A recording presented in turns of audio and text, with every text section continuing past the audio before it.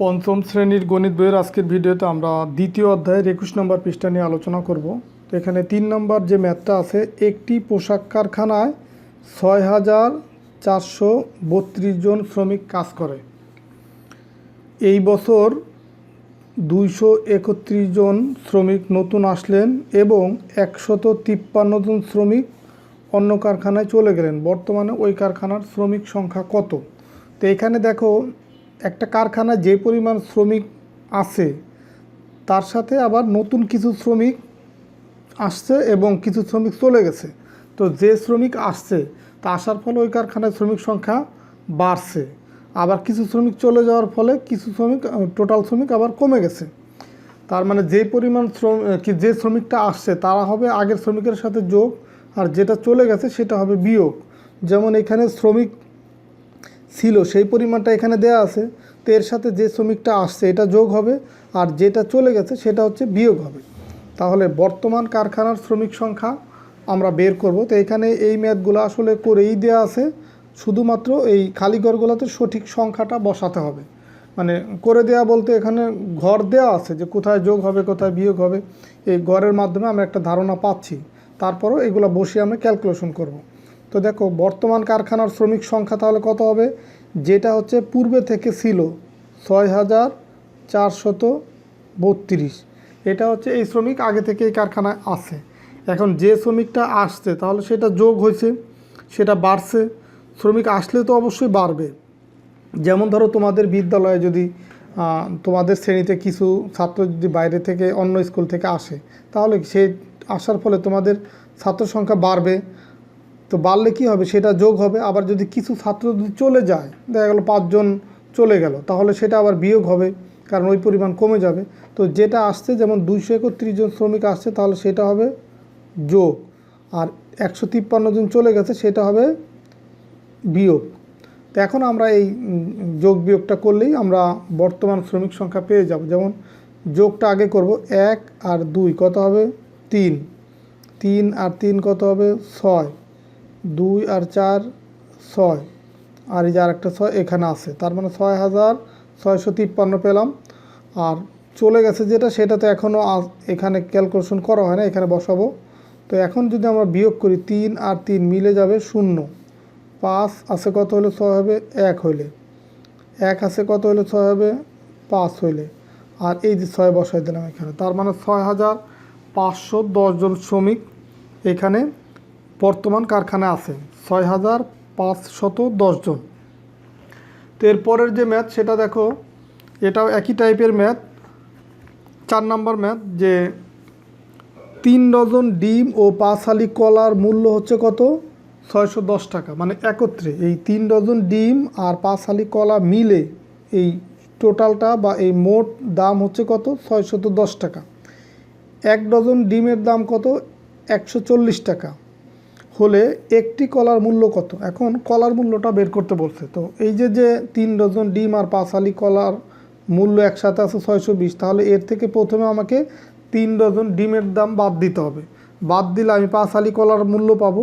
সেই 5 হালি কলার মূল্য যদি পাই, সেখান থেকে আমি সহজেই একটা কলার মূল্য বের করতে পারবো।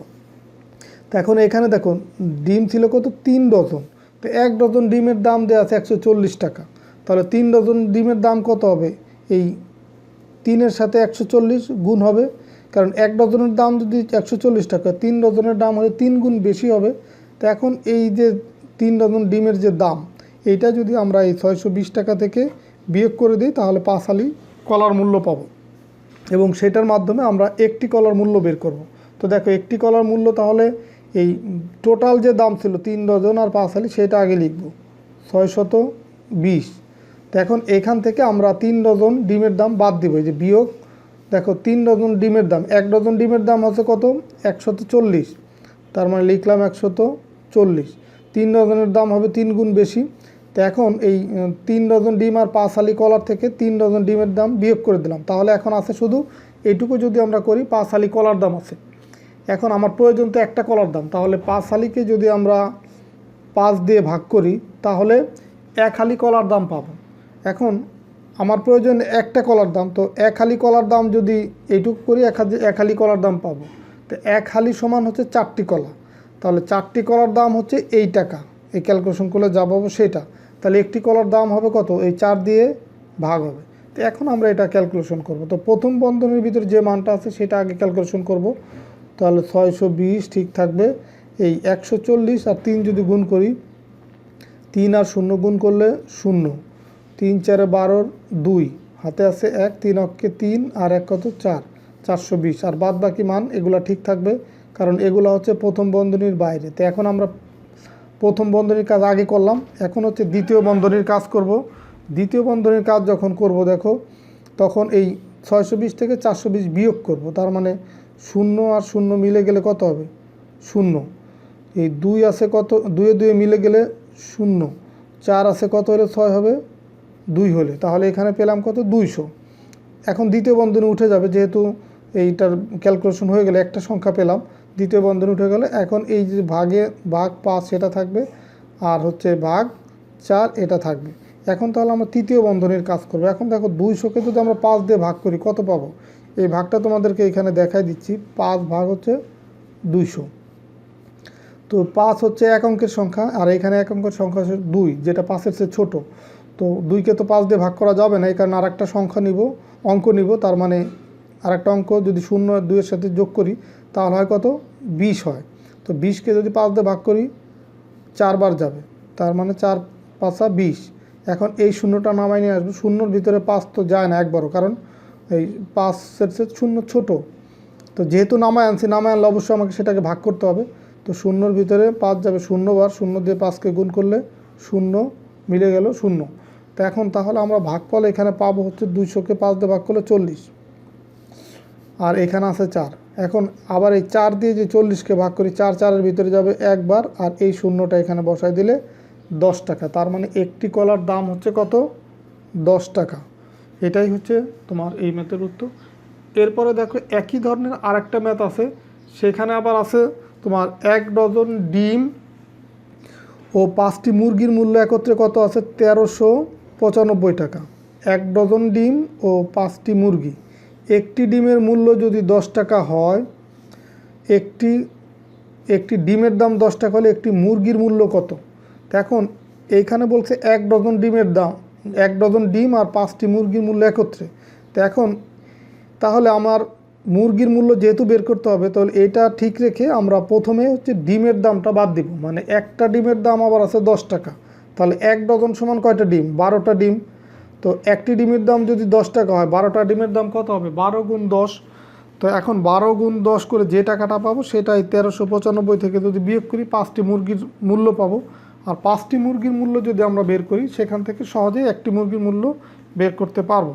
তো গাণিতিক বাক্যের সাহায্যে প্রকাশ যদি করি, তো এই 1 ডজন ডিম আর 5টি মুরগির মূল্য একত্রে যেটা আছে সেটা আমি প্রথমে লিখব 1395।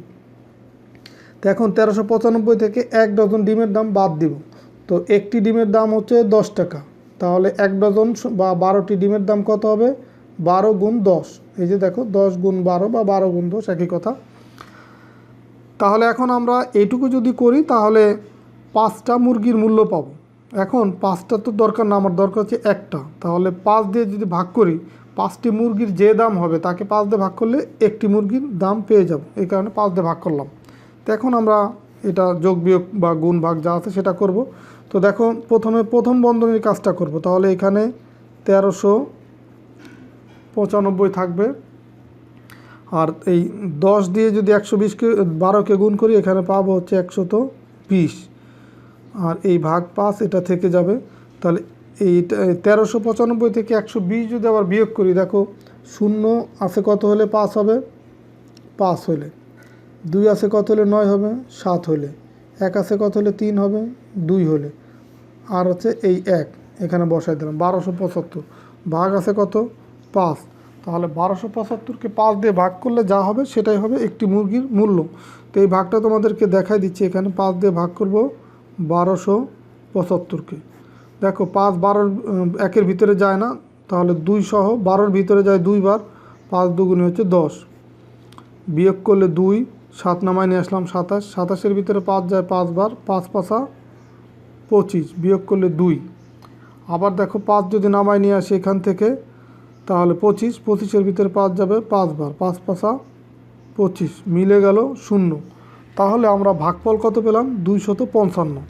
তাহলে 1275-কে 5 দিয়ে ভাগ করলে পাবো কত? 255। তাহলে সুতরাং একটি মুরগির মূল্য হচ্ছে 255 টাকা। তো এইভাবে আমরা গাণিতিক বাক্যের সাহায্যে খুব সহজেই এই ক্যালকুলেশনগুলো আশা করে ফেলতে পারি। তো ঠিক আছে, সবাই ভালো থাকো, সুস্থ থাকো। আশা করি আজকের ভিডিওর মাধ্যমে 21 পৃষ্ঠার যে 3টা ম্যাথ ছিল সহজেই বুঝতে পারছো, এবং পরবর্তী ভিডিওতে আমি 22 পৃষ্ঠা নিয়ে আলোচনা করব। তো ঠিক আছে, আল্লাহ হাফেজ।